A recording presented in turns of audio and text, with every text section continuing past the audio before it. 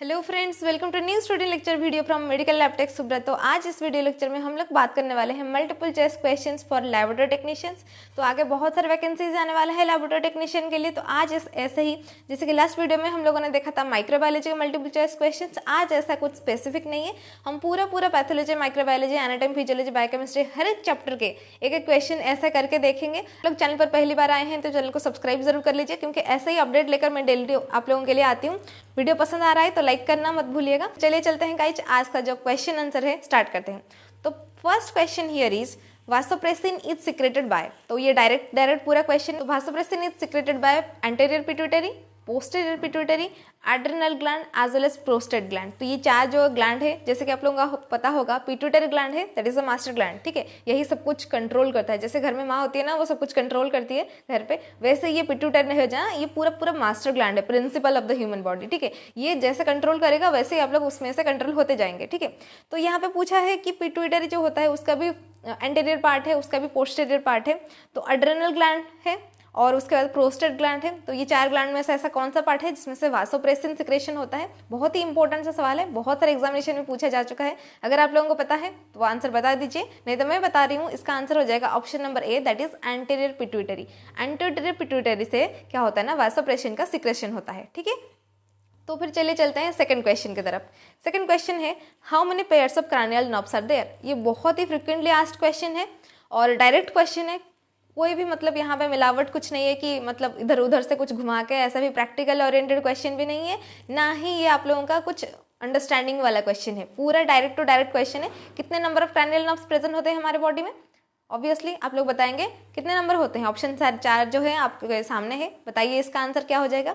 और यहाँ पे थोड़ा सा इंपॉर्टेंट ध्यान ये रखना है कि कितना नंबर का होता है, कितना पेयर का होता है।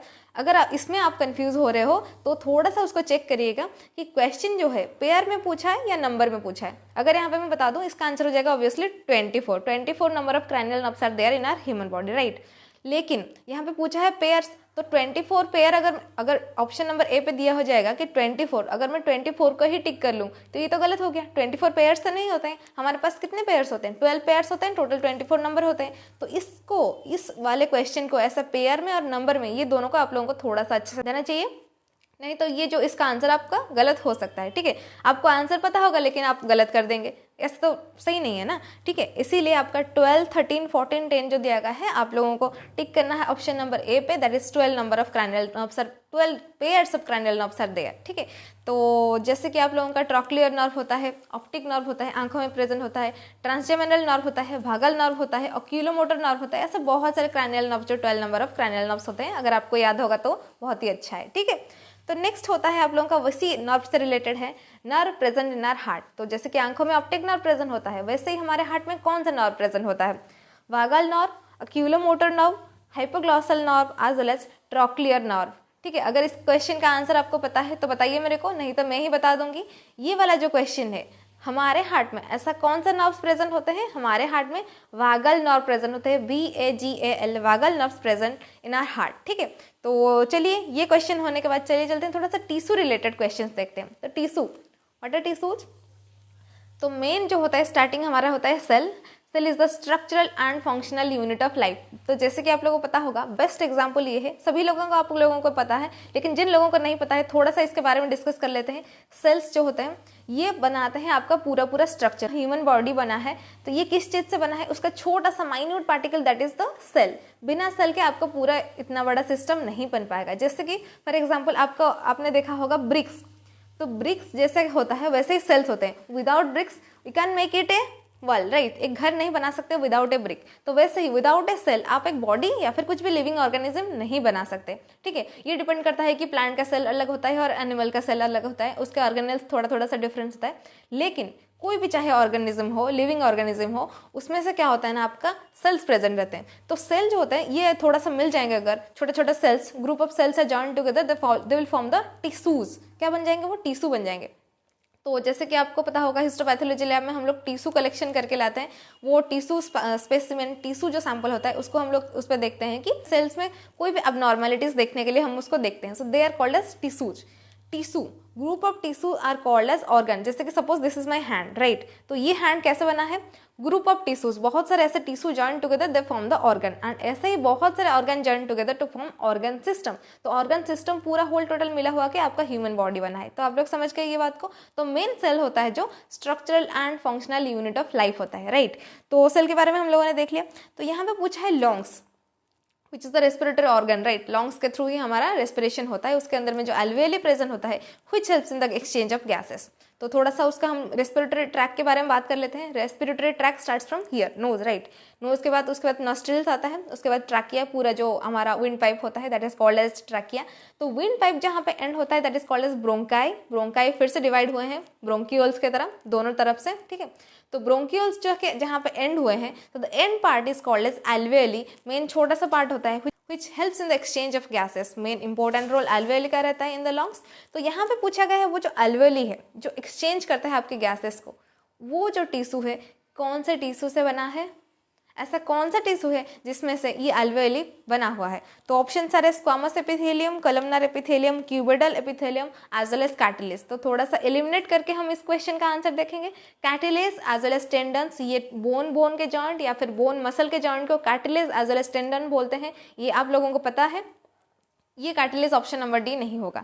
तो squamous epithelium, columnar epithelium as well as cuboidal epithelium, ये तीन चीज से आप लोगों को सिलेक्ट करना है ऐसा कौन सा एपिथेलियम होता है which is present in the alveoli of lungs. So the option number A that is the squamous epithelium will be the correct answer of this question. The next question here is what contributes to the formation of CSF? CSF यानी cerebrospinal fluid। तो ये कहाँ पे आप लोगों का present होता है, ये स्पाइनल कॉर्ड में आप लोगों का प्रेजेंट होता है एज वेल एज ब्रेन में प्रेजेंट होता है। लेकिन the question here is what contributes to the formation of CSF? CSF के लिए क्या कंट्रीब्यूट होता है, ठीक है। ऑप्शन नंबर ए पे आप लोगों को दिया गया है ependymal cells, choroid plexus, nephrons। Nephrons are the structural and functional unit of kidney, right, which helps in the filtration of urine. Next आता है आप लोगों का ऑप्शन नंबर डी पे आप लोगों को दिया गया है एस्ट्रोसाइट्स। तो ये चार ऑप्शन में से ऐसा कौन सा ऑप्शन है which contributes to the formation of CSF? Option number B पे जो दिया गया है choroid plexus which is present in the brain, right। तो this contributes to the formation of CSF that is the cerebrospinal fluid, ठीक है। Next question है what plays an important role in sleep wake cycle. Sleep wake cycle क्या होता है, थोड़ा सा interesting का स्टोरी इसके बिहाइंड में बता देती हूँ। तो क्या है कि आप किसी का अगर आप लोगों को जल्दी से उठना है या फिर किसी के टाइम पे उठना है, 3 बजे 4 बजे चाहे वो 5 बजे ही क्यों ना हो, ठीक है, ऐसे टाइम पर उठने के लिए आप लोग क्या लगाते हैं, अलार्म लगाते हैं, ठीक है।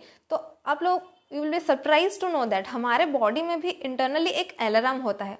आप पूछोगे कि एक ऐसा अलार्म हो गया, ये एक ऐसा अलार्म होता है अगर आप मन में ऐसा सोच के सो रहे हैं कि हमको 3 बजे ही उठना है and you are taking that seriously, तो आप 3 बजे ही उठेंगे। 3 बजे से ना ही 3 बजे के 1 मिनट में ना ही 2:59 पे। आप थोड़ा सा इसको प्रैक्टिकली इसको चेक कीजिएगा, ये वाला एक्सपेरिमेंट को कीजिएगा, आप लोगों को पता चल जाएगा कि आप अगर हमारे बॉडी में ऐसा अलार्म होता है हमारे बॉडी में जो कि आपको जितने बजे उठना चाहिए उतने बजे आप उठ जाएंगे। कैसे उठ जाएंगे, ये थोड़ा सा ये जो स्लीप वेक साइकिल होता है हमारे बॉडी में। तो ये क्वेश्चन यहाँ पे पूछा गया है ऐसा कौन सा पार्ट है हमारे ह्यूमन बॉडी में what plays an important role in sleep wake cycle। हमको कब सोना है, क्योंकि रात को हमको नींद आ जाता है, किसको 8 बजे आ जाता है, किसको 11 बजे, किसको 12 बजे, किसको रात 2 बजे आता है। ऐसा क्यों होता है, और उठने का टाइम भी थोड़ा सा डिफरेंट है, कोई 6 बजे उठ जाता है, कोई 12 बजे उठता है, तो डिफरेंट। ऐसा डिफ्रेंसिएशन क्यों है, because of this sleep wake cycle. हमारे बॉडी में जो अलार्म प्रेजेंट होता है ये ऐसा कौन सा ऑर्गन है, क्या आप लोगों को पता है इस क्वेश्चन का आंसर? तो ऑप्शन सारे जैसे कि spinal cord, cerebrum, hypothalamus, epithalamus.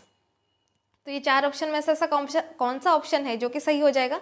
तो ऑप्शन नंबर सी पे आप लोगों को दिया गया है हाइपोथैलेमस।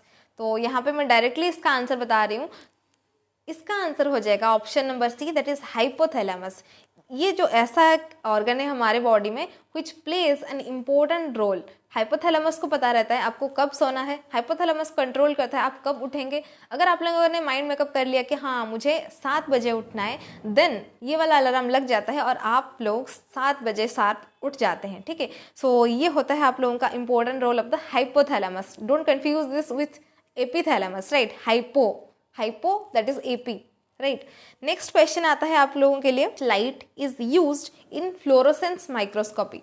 तो फ्लोरोसेंस माइक्रोस्कोपी जो होता है, microscopy variety of microscopy are there, bright field, dark field, ऐसा माइक्रोस्कोपी के ऊपर भी मेरा एक वीडियो है, अगर आप लोगों ने नहीं देखा है तो जाके देख लीजिए। तो ये जो होता है फ्लोरोसेंस माइक्रोस्कोपी, तो फ्लोरोसेंस माइक्रोस्कोपी में हम लोग कौन सा लाइट यूज़ करते हैं, इंफ्रारेड लाइट, यूवी लाइट और ultraviolet light, white light as well as sunlight. Sunlight तो बिल्कुल नहीं होगा, सनलाइट यूज करके हम लोग फ्लोरोसेंस माइक्रोस्कोपी करते नहीं है। नेक्स्ट आता है आप लोगों का व्हाइट लाइट, व्हाइट लाइट को भी हम लोग यूज नहीं करते।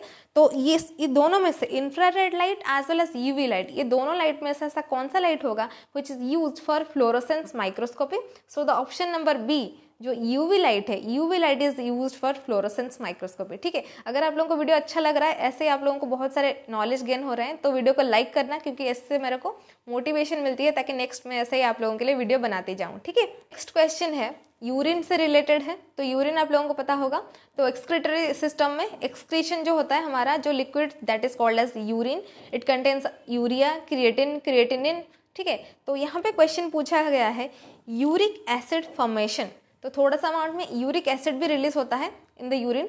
तो uric acid formation occurs as a result of metabolic breakdown of. तो जैसे कि हमारे बॉडी में बहुत सारे वाइटामिन मिनरल्स प्रेजेंट होते हैं जो कि ब्रेकडाउन होकर कुछ ना कुछ बन तो जाते ही हैं। ठीक है, तो वैसे ही यहाँ पे पूछा गया है यूरिक एसिड जो फॉर्मेशन होता है हमारे यूरिन में, किस चीज़ के ब्रेकडाउन से, किस चीज़ के मेटाबॉलिक ब्रेकडाउन से ये यूरिक एसिड बनता है?